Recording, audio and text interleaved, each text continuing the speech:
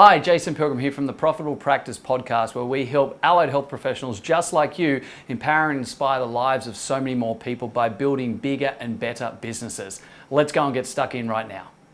Yes, totally understand that. That seems like a really weird heading. Comfortable, uncomfortable. Hang on, what? What is this guy saying? No, I'm not drunk.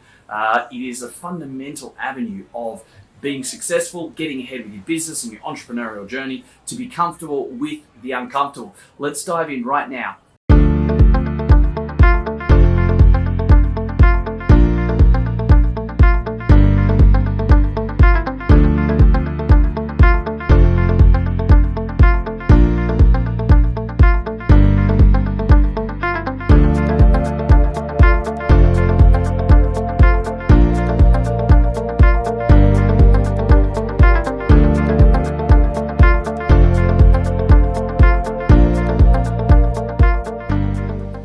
Welcome to another episode of the Profitable Practice podcast, and today it's all about talking about when your knees knock, when you get the knot in your stomach, when you maybe just have to do a presentation to some colleagues and you get yourself into that zone where it's like, I don't want to do the public speaking bit and I can't do this, and you feel like people are going to judge you and your voice goes all wavy, and all of those avenues are in place. Look, it's a great example of making sure that you get more comfortable with the uncomfortable. So many times it happens, and it's public speaking, or it's presenting a new paper, or it's some clinical reasoning, or something around the health and medical space that you operate in, that you get yourself feeling like you can't do it, or you're not the right person, or maybe I shouldn't do it, or just feel uneasy about it, etc. It's totally natural, it's totally normal. It's that fear, we all get it. I mean, even just before I press record on this, there's still that little couple of seconds of, okay, I've got this, I can do this, I know what to say and do, etc., right? It's just that confidence of getting on with it and doing it. And a lot of the time, what we actually find is it's not something we can avoid. It's actually the fear based around a task or some type of presentation or public speaking, for instance, that's actually quite a necessity at the time. So it's a bit of an unavoidable situation. So they're the types of scenarios where you really need to be able to get comfortable with being uncomfortable, because it is a necessity for you to be able to grow and move forward and do this. So here's the thing. Unless you're actually feeling a little bit uncomfortable, you can't actually grow. So we need to therefore we need to embrace it.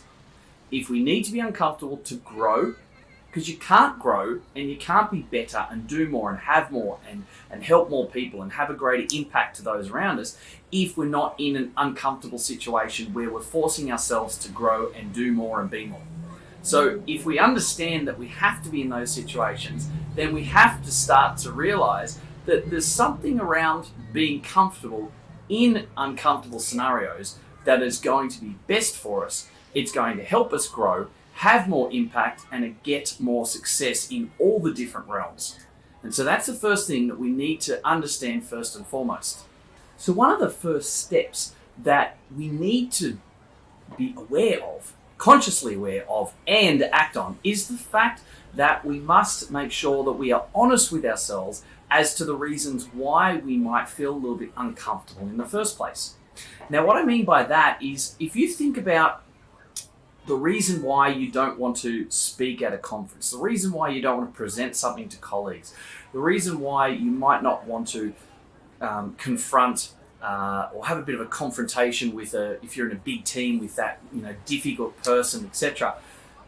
Any of those situations will make you feel a little bit uncomfortable. Right? It's natural. That's part of fear, and that's something that we need to embrace. We need to obviously, like I said, get more comfortable with those situations.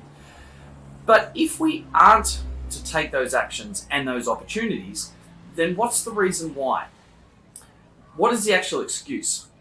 Now, if we stop and think about the reason why or the excuse, then we should be able to grab 2 or 3 of those situations in a matter of a couple of hours or a couple of days as to opportunities you didn't take or reasons why you didn't complete certain actions. And what that does first and foremost is it starts to make it honest and real to ourselves. If your excuse for not doing something is, I just didn't have time to talk to the difficult team member and you tried to justify that to yourself, I think you're going to realize it's a bit of a BS excuse, first and foremost. But secondly, what if we flip this around into asking the question of, would you actually accept that excuse from your own clients as to why they are not doing something? So take the example of, how many times have you had as a practitioner, you've had a client come back and they haven't done their exercise, they haven't done their rehab that you set them up, they didn't follow the dietary plan, or they didn't take the medication if you're a doctor, they didn't use the creams if you're in aesthetics, etc. They didn't do what they were told to, and the reason why, aka the excuse, was something along the lines of, I've been busy at work, I was busy with kids, I was busy, I had too much on, and I didn't have time. And the thing is this, when we're completely honest with ourselves about this, we actually realize that the excuses they would give us that we wouldn't accept as their, director, leader, manager, practitioner, doctor, etc., is actually the exact reason that you're allowing yourself to not do certain things for. So here's the question you got to ask. If it's not a valid reason for your own clients to use that excuse for reasons why they're not doing what they should, is it actually a reason why you should not be doing some of these uncomfortable tasks and uncomfortable opportunities? And so therefore, by being really open and honest with yourself first and foremost, we start to get to, call out our own bullshit, call ourselves out and hold ourselves accountable for working in avenues and utilizing language and excuses that we wouldn't really accept from other people like our family, friends, or clients. So if they're not allowed to use it as an excuse, we shouldn't be allowing ourselves that either. We should hold ourselves to a higher level of accountability. And to be better, we have to start with ourselves. So there's the first thing. If you're not always comfortable with tasks and certain things that occur in your life, or certain opportunities that you're given, you don't step up to them, we look at the reasons why. And when we look at the reasons why, we make it real. And then we can get a little bit more self-critical as to, is that actually acceptable? Is that actually a valid reason? And we realize most of the time, in fact, I'm probably going to say all the time, that we wouldn't accept that from our own clients. So if we're not going to accept from our own clients, family, or friends, then I really don't think we should be accepting that as an excuse for ourselves. So there's going to always be the first way for us to get more comfortable in uncomfortable situations. And so if we move into the second big part of this, once we have that in place, we really need to be able to make the behavior our own. And what I mean by that is we need to embrace those situations, but maybe take away some of the reasons or some of the angst or anxiety around why you weren't taking those opportunities or why you were avoiding those uncomfortable situations. Let me give you an example or two to make sure this resonates and you get the full grasp of what I'm saying. So first of all, if you had a public speaking, you mentioned before, if you had a bit of a challenge with public speaking or talking in front of huge groups, I was doing some work last year before COVID and scenarios like that over in Japan, and I was talking in front of several thousand people in auditoriums, and great fun, very, very nerve-wracking. And when you've got interpreters out the back and you're just talking on stage and you have to know that they're translating 2 to 3 seconds behind you, when you have maybe a joke or a punchline or something like that going, you do have to sort of wait for the awkward pause for that laughter. So they are intimidating situations. For me, that was a real challenge. That was an uncomfortable situation, but I had to get comfortable with that. So I didn't just decide to go to Japan and talk in front of 3,500 people. I'd spent many years working up into those scenarios. So rather than jumping into, I can't public speak, I don't talk in front of large groups of people, take a step back, make the behavior your own, and work on smaller groups to start with. So rather than just one-on-one, rather than going up to a group of 3,000 in Japan, how about you actually just work with a group of 5 or 6? So it would work really nicely in your own team. Start doing, clinical reasoning or working with your colleagues. Maybe it's getting a small group together once a month where you can actually talk about, professional development opportunities, and you're able to present in a slightly bigger audience than what you normally would just with a client or just with one other colleague. And so what you're doing is you're making the behavior your own. You're taking a difficult scenario, a challenging situation, uncomfortable situation, making that behavior your own in your own way, so you're feeling more comfortable, so that you can own it, you can get the benefit, and you can step up from there.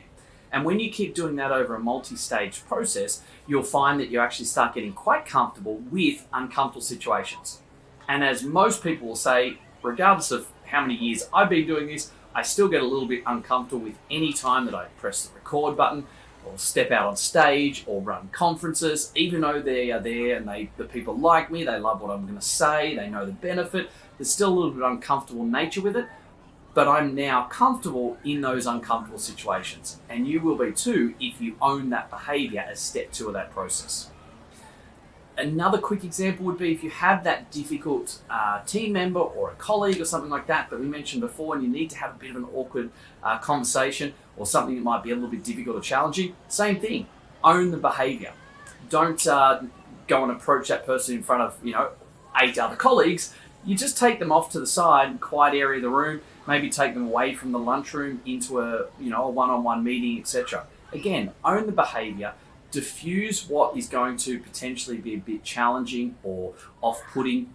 If you need to speak to 2 people out of a group of 8, then again, don't speak to everyone collectively as a big group. Just take those 2 people off to the side. Or maybe it's 3 people with 2 of them being those people you need, the people you need to speak with.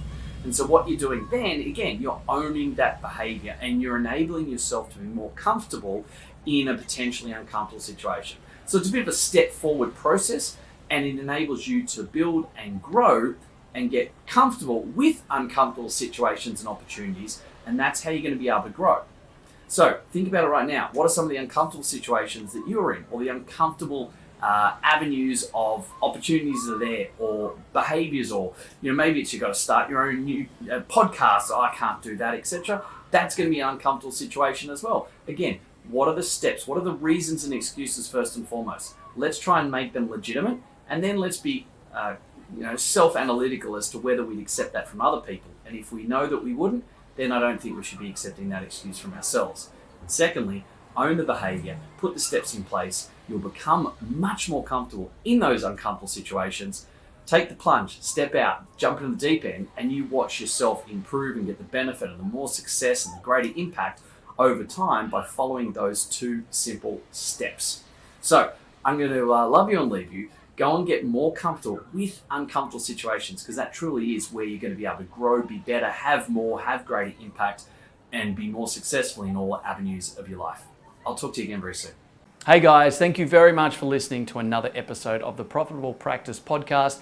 I would love nothing more than for you to be able to leave a review. I get so much joy out of listening and reading the amazing things that you guys say about this. So please subscribe to our channel, leave a review, and share it with your friends. Let's get some more fantastic information out there so all of us can grow the industry together. Cheers for now.